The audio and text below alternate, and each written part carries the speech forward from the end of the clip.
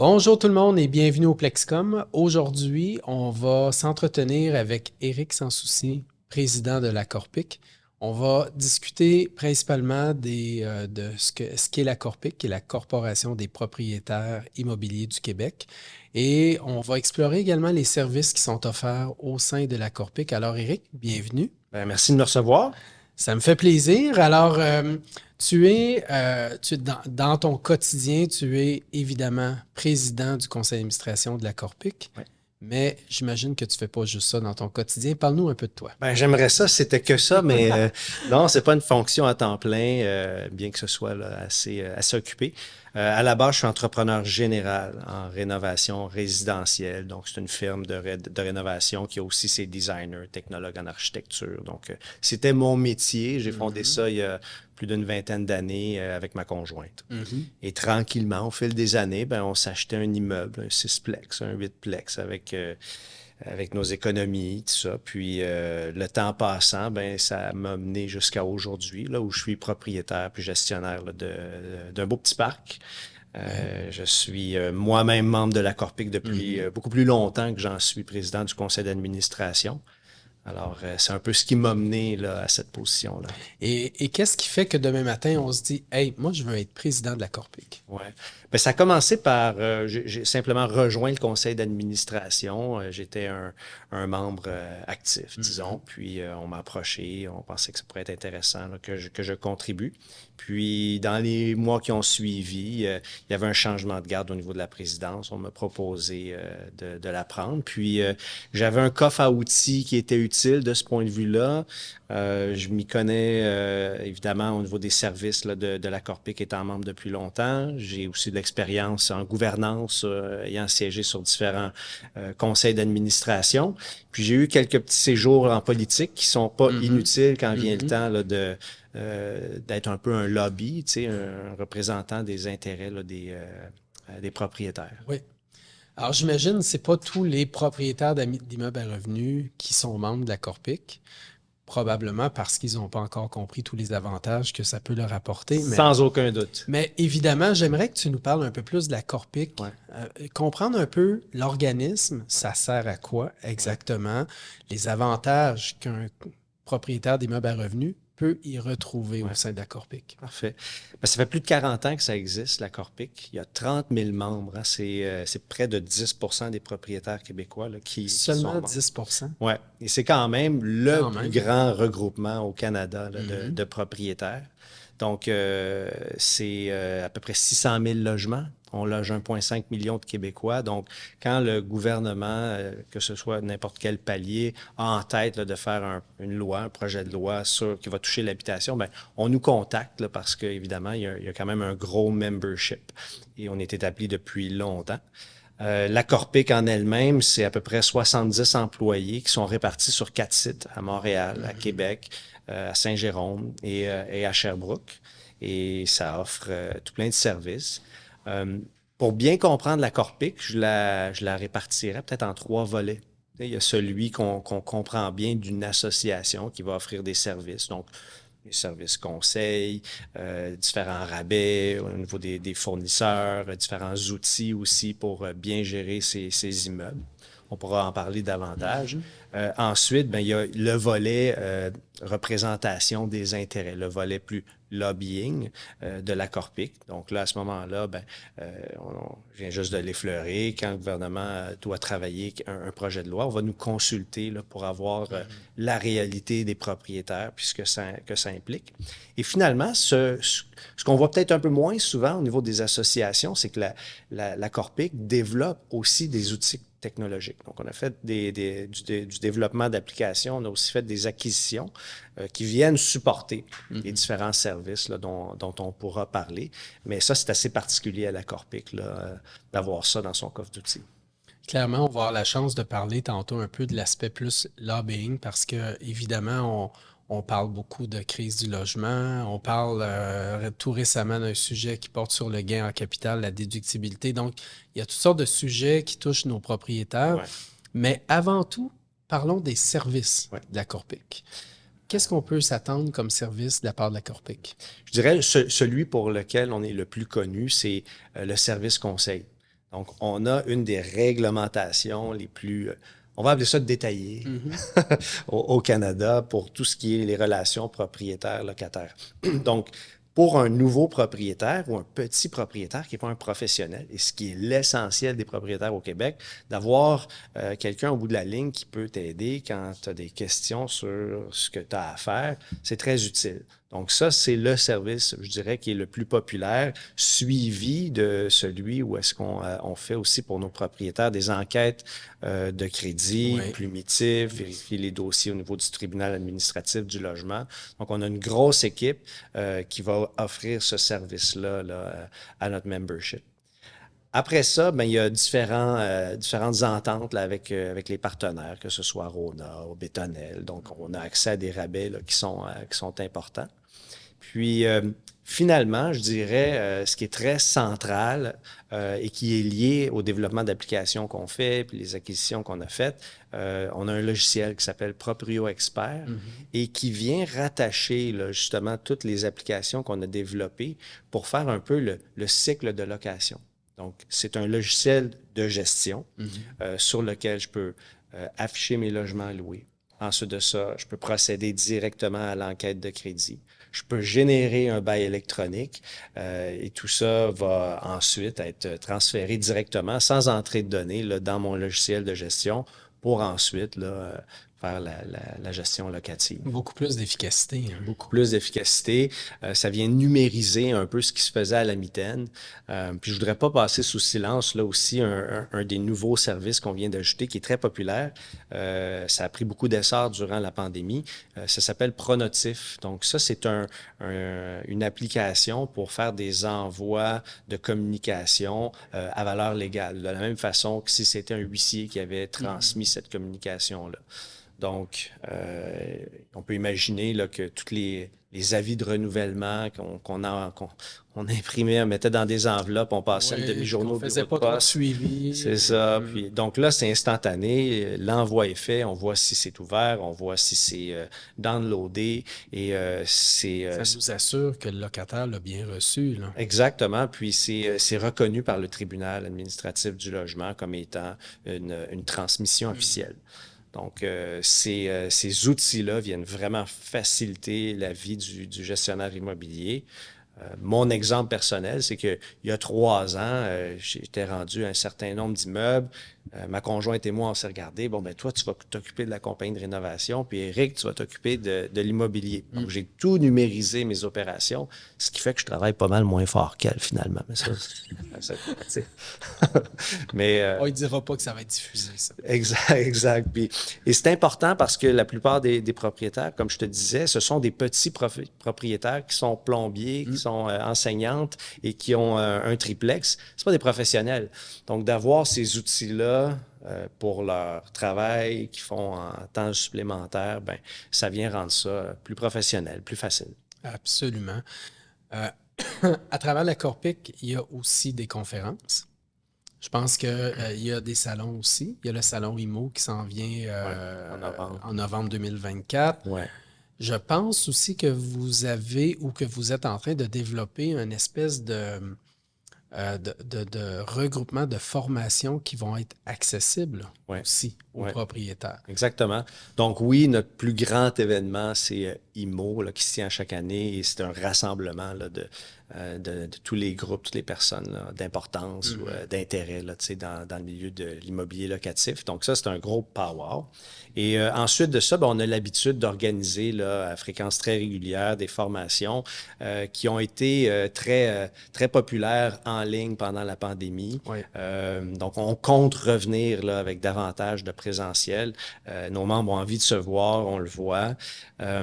On cherche à professionnaliser aussi davantage là, notre industrie. Alors oui, des formations pertinentes, il y en aura de plus en plus. On souhaite aussi collaborer. Il y a plusieurs organismes là, qui offrent de la formation aux propriétaires à différents niveaux. Donc, on est en mode ouverture là, puis développement sur cet aspect-là. Ça, c'est très bien. De plus en plus, les gens sont informés et formés aussi au niveau immobilier. Puis ça, c'est excellent. Même dans notre travail de courtier hypothécaire, de travailler avec des gens qui sont informés, c'est tellement plus agréable aussi. C'est plus agréable et c'est plus important que jamais. Avant, on pouvait gérer son immobilier à la va comme je te pousse. Hein. Mon grand-père a fait ça, puis mon père a fait ça, puis j'ai appris d'eux, on m'a initié tôt. Mais aujourd'hui, la différence entre un succès ou un échec dans la gestion immobilière, là, c'est de marcher sur une ligne qui est très mince. On doit savoir à quoi s'en tenir. Les conditions de financement sont très difficiles. Vous savez de quoi on parle ici. Donc, ça peut être un piège dans lequel on tombe. On se retrouve avec un immeuble qui n'est pas rentable et on ne peut pas l'entretenir, on ne peut pas le rénover. On a de plus en plus de propriétaires souvent qui vont abandonner, des gens qui avaient une perspective à long terme, puis qui sont juste pas capables de tenir dans le temps parce qu'ils ont fait des erreurs, puis ils n'ont pas bien géré leur immeuble. Donc, plus que jamais, il y a un grand besoin de ce côté-là. Là. Absolument, absolument. On a parlé un petit peu en début d'entrevue, tout le volet lobbying aussi, qui va être fait par la Corpic. Puis évidemment, on souhaite de plus en plus que les gouvernements nous sollicitent et sollicitent la Corpic pour obtenir l'opinion des propriétaires. Il y a des grands volets là, qu'on entend beaucoup parler, dont, entre autres, tout ce qui va être au niveau de l'accessibilité au logement. C'est très difficile en ce moment de se trouver des logements ou en tout cas de trouver des logements aussi en bon état parfois. Comment vous voyez tout ça du côté de la Corpic? Je dirais que l'angle principal sur lequel on travaille, c'est de faire connaître la réalité québécoise, qui est très particulière. Contrairement à partout au Canada, la grande majorité des logements sont détenus par des petits propriétaires. De 75% là, vont avoir un plex. Oui. Si on sort du Québec, c'est le contraire. 75% des logements vont être dans des grandes tours puis détenus par des fonds immobiliers. Et les Québécois aiment le modèle québécois. On ne sait pas à quel point il est unique. Et à quel point le juste équilibre pour l'abordabilité pour le locataire doit se trouver aussi en s'assurant que le propriétaire traditionnel, le petit propriétaire, soit en mesure de tenir le coup et qu'il puisse réaliser son rêve de maintenir, de détenir son immeuble longtemps dans le temps. Et malheureusement, pour d'excellentes raisons, il y a beaucoup de contraintes qui ont été mises en place par la Régie du logement initialement, maintenant le tribunal administratif du logement, aujourd'hui, pour protéger l'abordabilité. Mais à partir du moment où il y a une différence importante entre l'abordabilité et la valeur au marché, il y a une différence. Ça ne suit plus, là. Les Surtout revenus, avec des taux d'intérêt qui augmentent en exact. plus. Hein? Les revenus, on les contrôle, mais les coûts, eux, continuent à monter. Oui. Et le gouvernement, pour honorer le choix de société qu'on fait ici au Québec par rapport à l'abordabilité, n'envoie pas un chèque pour combler la différence entre l'abordabilité et la valeur au marché. Pourtant, on a la santé publique où est-ce qu'on soigne les Québécois gratuitement, puis on ne demande pas aux médecins de payer pour ça. On enseigne à nos enfants avec l'école publique gratuitement. On ne demande pas aux professeurs de payer pour ça. Mais pour l'instant, depuis 40 ans, il y a un bout où c'est le propriétaire qui le paye. Alors là, il n'en peut plus. Les immeubles sont vieux. Ils se sont détériorés. On a découragé la rénovation parce qu'on ne pouvait pas justifier ces investissements-là financièrement. Donc là, on se retrouve avec un grand déficit d'entretien, des coûts qui ont augmenté. Et là, tu l'as dit, la tempête parfaite qu'on avait, bien, on vient d'y ajouter l'accélérant des taux d'intérêt qui ont fait en sorte que pour un immeuble, un 6 logements où j'ai 50% d'hypothèque sur ma valeur marchande, le coût mensuel supplémentaire entre 2 et 7 de taux d'intérêt, c'est à peu près 350$ du loyer par mois. Oui. Alors là, il faut tenir. Alors, on coupe l'entretien, mais jusqu'où on peut. Alors, ce qu'on observe... Et tu ne peux pas refiler aussi rapidement que tu voudrais cette facture-là au locataire, bien évidemment. Non, exact. Alors, qu'est-ce qu'on observe en ce moment? Puis, ce qu'on essaie de faire pour contrer ça, c'est que quand le propriétaire traditionnel abandonne, c'est là qu'on doit regarder ce qui se passe. Qui achète? Bien, c'est quelqu'un qui, en ce moment, quand il finance au conventionnel, va mettre 50% de mise de fonds. Il va peut-être avoir eu à faire appel à du financement privé en plus pour y arriver. Balance de vente, ainsi de suite, là, Exact. pour l'aider. Là. Alors, pourquoi cette personne ferait ça avec son argent? Donc là, c'est des gens qui, avant, n'étaient pas nécessairement dans l'immobilier à long terme, et là, ils achètent ça. Ils cherchent un rendement. Donc, la façon de s'y prendre avec des vieux immeubles qui ont besoin d'être rénovés, bien, c'est de le rénover de fond en comble, en sortant les locataires, puis en relouant ça au prix du marché, pour ensuite créer une valeur qui va venir justifier cet investissement-là. Et c'est ça qui crée les drames humains auxquels on assiste. Oui. Donc, nous, ce qu'on souhaite faire, c'est de faire connaître davantage la réalité du propriétaire traditionnel, parce que si on en prend soin, lui va continuer de prendre soin de l'abordabilité. Et là, tout le monde gagne. C'est ça que la Corpic cherche à... Clairement. Clairement. Puis, évidemment, au niveau de l'immobilier, on en demande de plus en plus aux propriétaires. On leur demande de présenter des immeubles en bonnes conditions physiques, des beaux logements, mais en même temps, augmentez pas trop vos coûts. Mais le prix des matériaux est cher aujourd'hui. Le Ouais. prix des professionnels est cher quand on a besoin de faire des travaux puis qu'on ne peut pas les faire nous-mêmes. Ouais. Les taux d'intérêt sont dispendieux aussi, donc la balance est de plus en plus Oui. difficile à maintenir, là. Et ils ne se rendent pas compte, hein. Mais quand on analyse les ministères provinciaux qui touchent l'habitation d'une façon ou d'une autre, on en compte 13. Et là, maintenant, on a le fédéral qui s'est dit, ah, moi, là, je vais m'occuper de ça, du logement, moi aussi. Alors, il fait une ingérence là, au niveau de la juridiction provinciale. Et ensuite, tu as toutes les municipalités qui vont y aller aussi de leur réglementation. Et on ajoute des couches pour d'excellentes raisons. Mais après ça, si on asphyxie d'une façon réglementaire et financière le propriétaire traditionnel, c'est là où est-ce qu'il se tire dans le pied davantage. Absolument. Donc, c'est ça qu'on doit faire connaître, parce que dans les médias, ou pour des groupes d'intérêt ou certains partis politiques, de prendre le propriétaire et de le faire passer pour une piñata sur laquelle on peut fesser dedans, c'est payant. Oui. Mais à long terme, c'est populaire, Oui. mais à long terme, on sait qu'on s'éloigne de la solution.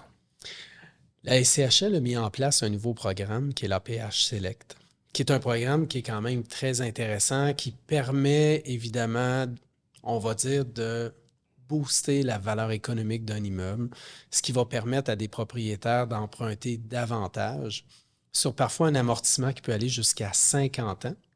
Et là, on offre aux propriétaires d'emprunter au maximum sur 50 ans en sélectionnant un certain nombre d'appartements en abordabilité qui ne pourra pas augmenter plus vite que le TAL à chaque année pendant 10 ans. Comment tu vois ça, ce produit-là, finalement? C'est un produit que je connais bien. J'ai moi-même refinancé quelques immeubles avec le volet énergétique. Oui. Donc, j'ai refinancé 4 immeubles pour lesquels j'ai promis de faire d'importants investissements pour remplacer les portes et fenêtres, l'éclairage, installer des thermopompes. Alors, à court terme, dans un contexte où les taux d'intérêt sont élevés, c'était un excellent programme, parce qu'on sait qu'il vient d'être modifié. Oui. Donc, c'est un excellent programme qui a permis de donner de l'air en retour de comportements très souhaitables, comme de faire de l'amélioration énergétique. Là. Effectivement. Alors ça, c'est très bien. On sait qu'on vient de resserrer le volet énergétique, donc maintenant, on doit se rabattre sur la promesse d'abordabilité ou encore des modifications si pour on le veut rendre... maximiser ce programme-là. C'est ça, ou encore le rendre accessible aux personnes handicapées. Dans un contexte où les revenus ne sont pas au rendez-vous, on le sait, nos loyers sont les plus bas au Canada et que les coûts, eux, sont en augmentation. C'est une véritable douche d'eau froide que la SCHL vient de nous donner. Je suis très inquiet que ce programme-là ne soit plus aussi populaire, étant donné qu'on cherche un peu à forcer la promesse d'abordabilité. Donc, un peu comme le programme 20-20-20 à Montréal, hein, on souhaitait construire en incluant du logement abordable, social et familial. On a vu que ça n'a juste pas fonctionné, là, de forcer l'abordabilité. Je suis inquiet de ce que ça va donner comme résultat. Et c'est drôle, un drôle d'hasard ce matin. Je parlais à ma directrice de compte, puis elle me disait c'est avec ça qu'on a roulé là, depuis le début de la pandémie. Et là, on se demande ce qui va se passer. Autant pour le refinancement d'immeubles existants, l'acquisition de nouveaux immeubles usagés et la construction. Effectivement. Alors, c'était un excellent exemple qu'on donnait au gouvernement pour lui dire, regardez, il y a des bons programmes qui amènent les bons comportements, qui amènent les investissements là où il faut pour renverser la tendance. Je ne suis pas sûr qu'on va pouvoir donner cet exemple-là aussi facilement. Effectivement. Pour les auditeurs, juste pour bien comprendre, au niveau du programme APH, on avait dans le passé, avant le 19 juin 2024, on pouvait aller chercher le maximum au niveau du programme en effectuant des gains d'efficacité énergétique sur notre immeuble équivalent de 40 %, ce qui nous donnait 100 points au programme. En construction aussi la même chose. On pouvait atteindre le 100 points qu'en efficacité énergétique. Désormais, ce fameux 40 %-là nous donne seulement 50 points depuis le 19 juin. Donc, pour avoir le 100 points, on doit au moins envisager l'abordabilité pour y arriver. Dans un contexte où les coûts sont encore élevés, les taux d'intérêt ont commencé à baisser un peu, mais on n'est pas encore là où on souhaiterait, évidemment. Donc, c'est difficile d'arriver avec l'abordabilité dans ce contexte-là, bien évidemment. Et on a ce qu'on a commencé déjà à détecter du côté de multiprêt commercial, surtout en nouvelle construction, c'est qu'avec les nouvelles normes, je peux viser 40 ans avec seulement 40 % d'efficacité énergétique sans mettre d'abordabilité et j'obtiens le même financement que si je mets de l'abordabilité puis que je vais à 100 points à ce moment-là. Donc, on risque encore de voir des gens qui vont simplement se contenter d'aller en efficacité énergétique sur 40 ans plutôt que 50 et avoir à peu près la même chose. Donc, je ne suis pas sûr qu'on va avoir fait des gains tant que ça en bout de ligne, comme tu le disais, Eric. En bout de ligne, je ne suis pas sûr que les gains vont être là. Puis l'autre chose, c'est que on n'atteint pas l'objectif dans ces conditions-là, puis on ne permet pas à nos locataires de se loger de façon abordable, mais d'autant plus dans un contexte où on a une liste d'abordabilité qui date encore de 2019. Exact, Ce qui n'est exactement. pas évident. Exact. Alors, c'est à suivre. C'est à suivre, effectivement. Peut-être un dernier volet sur l'aspect, la nouveauté au niveau du gouvernement, au niveau du gain en capital. Comment tu vois ça de ton côté? Ouais. Encore un autre frein, un peu, à un moment Ouais. donné, à vente, réinvestissement et tout ça. Là. Ouais. La Corpic a été très vocale là-dessus. On a rapidement lancé une pétition qui a été signée par près de 30 000 personnes. Plus de 30 000, autour de 30 000. Et ça continue. Donc, nous, ce qu'on souhaitait, c'est évidemment là, exclure l'immeuble locatif là, de cette mesure-là. On comprend, on vient d'en parler, c'est difficile pour le propriétaire de justifier une détention à long terme.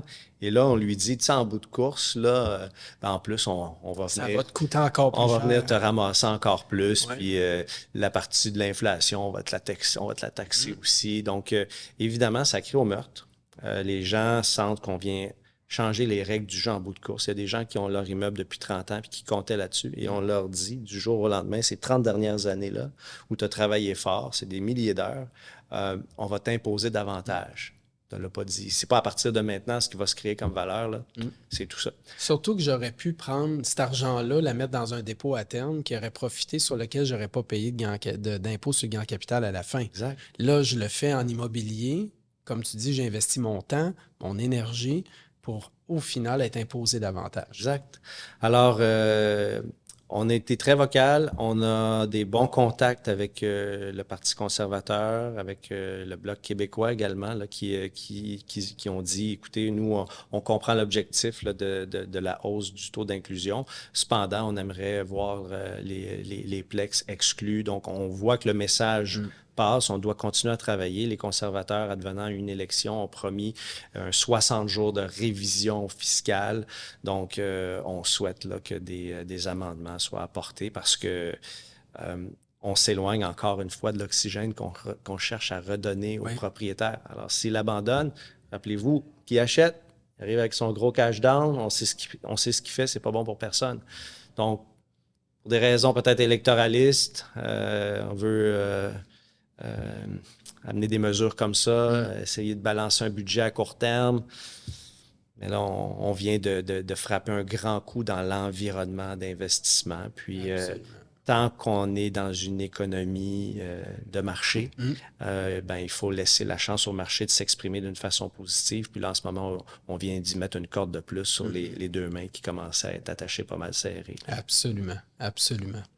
Alors, Éric Sans-Souci, président de la Corpic, merci beaucoup d'avoir été avec nous aujourd'hui. Si on veut devenir membre de la Corpic, on fait comment? Corpic.com, et c'est très facile. Et la raison pour laquelle on est autant consulté puis considéré dans ce qui se passe au Québec, c'est grâce à nos membres. Donc, on a besoin de vous. Très rapidement, ce membership-là se paye tout seul, en service, en rabais. Alors, il n'y a pas de raison. Venez nous rejoindre. Merci beaucoup, Éric. Merci à vous. Merci.